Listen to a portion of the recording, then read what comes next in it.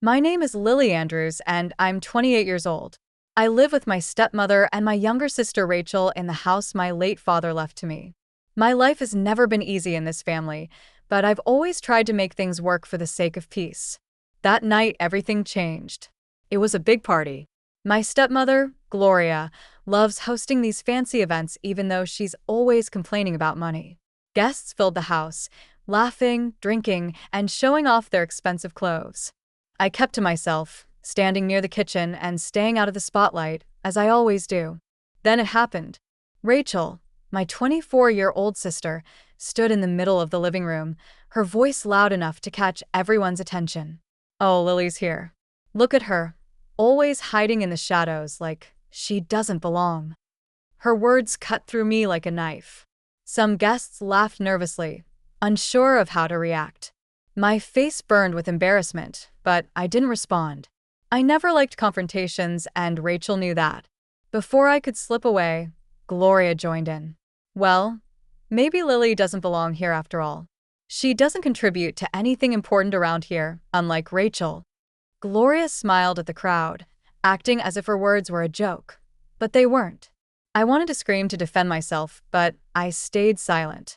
No one knew that I had been secretly paying for Rachel's college tuition for the last 2 years. She wouldn't even have her fancy degree without me, and here she was insulting me in front of everyone. After the party, I went to my room, hoping for some quiet, but Gloria wasn't done with me yet. She stormed in, her voice sharp and cold. You need to pack your things and leave, Lily. This house isn't yours anymore. You're just taking up space. I stood there frozen. How could she say that? My father left this house to me, but Gloria had always acted like she owned everything, and Rachel followed her lead. For the first time in years, I didn't argue or cry. I simply looked at her and said, "Fine, I'll leave." But in my heart, I knew this wasn't over. They didn't know the sacrifices I had made for them. They didn't know that their words were pushing me to a point of no return, and they didn't know what I was about to do next. As I packed my bags, my mind was racing. Every memory of Gloria and Rachel's mistreatment replayed in my head. The snide comments, the constant comparisons, and the way they always took me for granted. I could feel the weight of years of silent suffering lift off my shoulders as I zipped up my suitcase. This house may have been my father's gift to me, but it had become a prison. It wasn't a home anymore. Before I left, I went into my room and grabbed the folder I had kept hidden in the back of my closet. Inside were all the receipts for Rachel's college tuition payments, proof of what I had done for her. I wasn't going to let her forget it. As I walked toward the front door with my suitcase, Gloria and Rachel were sitting in the living room, sipping wine and laughing as if nothing had happened. When they saw me, Rachel smirked. "Finally leaving? Took you long enough," she said, rolling her eyes. I stopped in my tracks and looked at her. My voice was calm but firm. "You know, Rachel, I always supported you. I paid for your tuition when you couldn't afford it, and this is how you repay me? By mocking me in front of everyone." Her face turned pale. "What are you talking about?" I held up the folder and dropped it on the coffee table. "Here's the proof, every payment I made to keep you in school. You didn't even know, did you? Gloria told you it was her, didn't she?" Rachel glanced at Gloria, her confusion turning into anger. "You told me you were paying for it," she yelled. Gloria stood up, trying to keep her composure. "That's enough, Lily. Stop trying to cause drama. Just leave." I shook my head. "Oh, I'm leaving, but from now on, you're on your own. I won't pay another dime for either of you."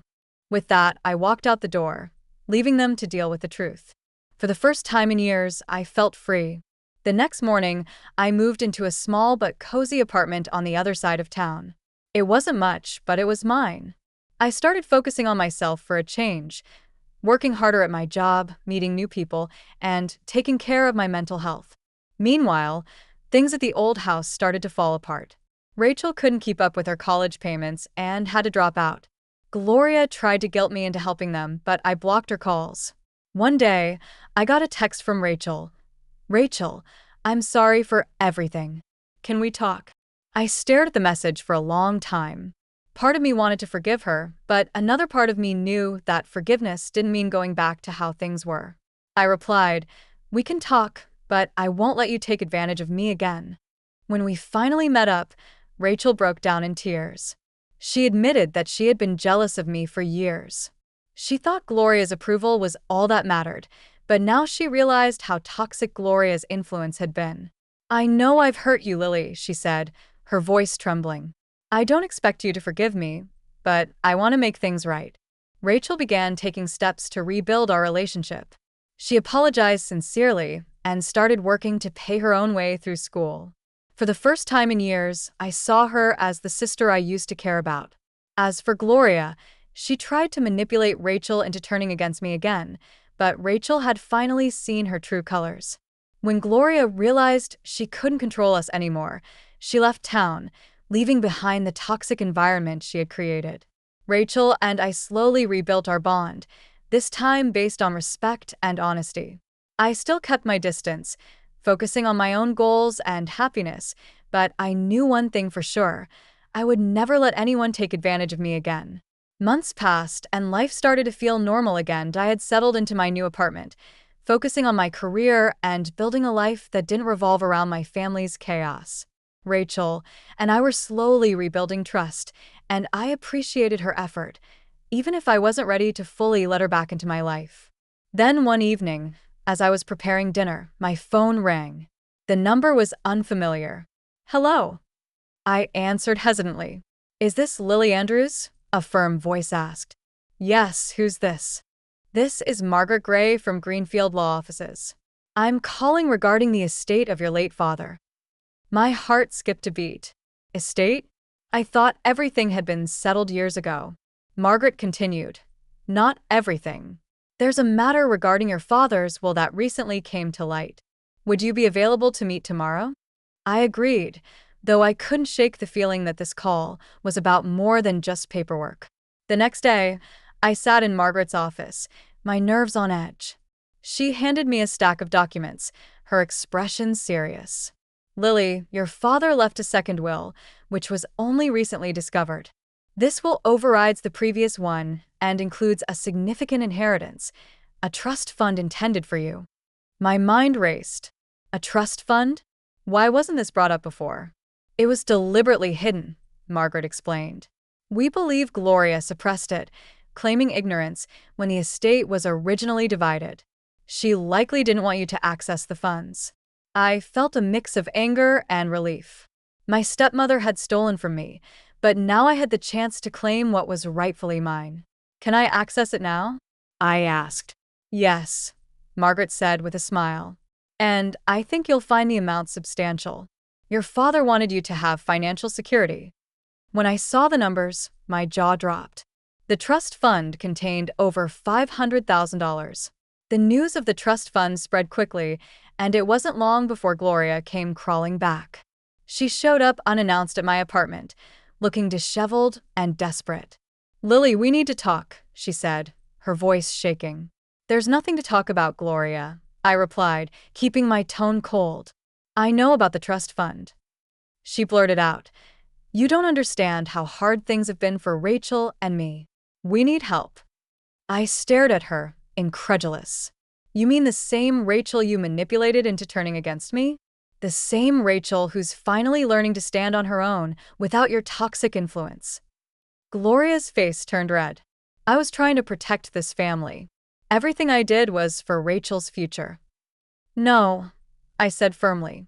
Everything you did was for yourself. And you know what? I'm done cleaning up your mess. Later that week, Rachel called me in tears. Gloria is furious with me. She thinks I betrayed her because I won't ask you for money. What do you want me to do? Nothing, I said. I just wanted you to know that I'm done with her. I'm moving out and getting a job. I don't want to be like her anymore. Her words surprised me. Rachel was finally taking responsibility for her life, and for the first time, I felt a glimmer of hope for our relationship. With Gloria out of my life, I focused on creating a future that I could be proud of. I used a portion of the trust fund to start my own business, something I had dreamed about for years. It wasn't easy, but it was mine, and it gave me a sense of purpose I had never felt before. Rachel and I stayed in touch, meeting for coffee or dinner occasionally. She was growing into a better version of herself, and I was proud of her. As for Gloria, I heard she moved to another city, leaving behind the wreckage of her own making. I didn't feel sorry for her. She had reaped what she'd sown. Looking back, I realized that being thrown out of my own house was the best thing that ever happened to me. It forced me to stand up for myself, to stop letting people take advantage of my kindness. Now I live a life filled with peace, purpose, and the knowledge that I am finally free from the toxic grip of my stepmother's control. And as for Rachel, she's finally learning what it means to stand on her own 2 feet. And maybe, just maybe, we'll find our way back to being sisters again.